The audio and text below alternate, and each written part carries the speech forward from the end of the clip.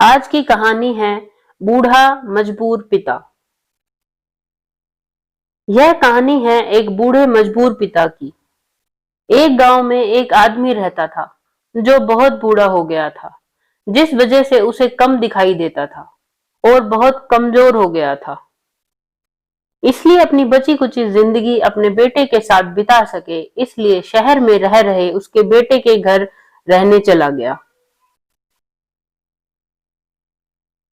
बेटा एक शहर के छोटे मकान में रहता था।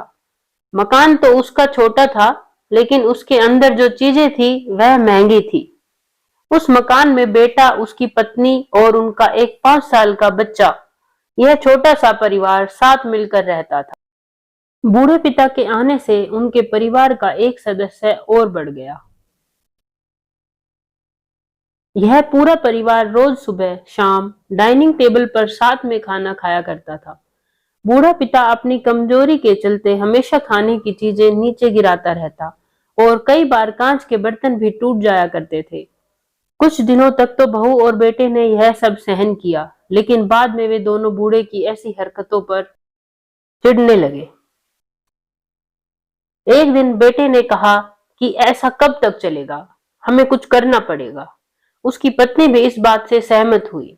अगले दिन बेटा कहीं से एक पुराना मेज लेकर आया और घर के एक कोने में उसे लगा दिया और अपने पिताजी से कहा कि आप यहीं पर बैठकर खाना खा लीजिएगा।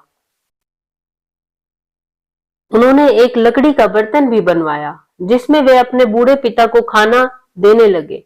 अपने कांच के कीमती बर्तन बचाने के लिए अपने बूढ़े बाप को लकड़ी का बर्तन देने में उन्हें जरा भी शर्म नहीं आई। अब खाने का समय जब जब होता तो बूढ़ा बाप एक कोने में बैठकर खाता और बाकी का परिवार डाइनिंग टेबल पर खाना खाया करता। डाइनिंग टेबल पर बैठे बैठे दोनों पति पत्नी कभी कभी अपने बूढ़े बाप की तरफ देख लिया करते थे। बूढ़े बाप की आंखों में उन्हें आंसू भी नजर आते, मगर उन पर जैसे कोई असर ही नहीं होता। बूढ़े का पोता भी यह नजारा हमेशा देखता और वह अपने ही ख्यालों में खोया रहता। एक दिन जब पति पत्नी डाइनिंग टेबल पर बैठकर खाना खा रहे थे, तब उनका बच्चा जमीन पर बैठकर कुछ कर रहा था। उन दोनों ने बच्चे के हाथ में लकड़ी का टुकड़ा देखा, लेकिन उन्हें कुछ समझ में नहीं आया कि बच्चा लकड़ी के टुकड़े के साथ क्या कर रहा है।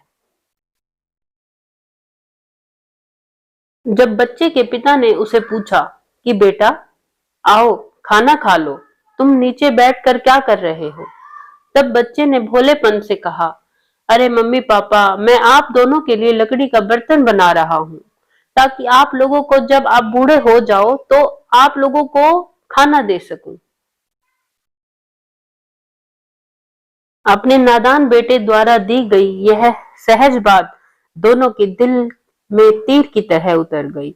दोनों एक दूसरे का चेहरा निहारने लगे। बिना कुछ कहे ही दोनों की आंखों में पानी आ गया और उन्हें अपने भविष्य की किताब अपने आप को सामने खुलती हुई नजर आई। उन्हें समझने में ज्यादा देर नहीं लगी कि अब उन्हें आगे क्या करना है। अगले दिन कमरे के कोने से वह पुराना मेज हट गया और अब बूढ़ा पिता और बाकी का परिवार साथ में मिलकर फिर से खाना खाने लगे। बूढ़े की कमजोरी की वजह से हो रही गलतियां भी अब किसी को नहीं चिढ़ाती थी। दोस्तों, यह कहानी हमें बताती है, हर वह पत्ता जो आज हरा है वह कल सूखेगा और डाली से नीचे भी गिरेगा। इसलिए हमें अपने बड़े बूढ़ों का हमेशा ख्याल रखना चाहिए और हमें हमारे माता पिता व बुजुर्गों के साथ वैसा ही व्यवहार करना चाहिए जैसा हम चाहते हैं कि हमारे बूढ़े होने के बाद हमारे बच्चे हमारे साथ करें।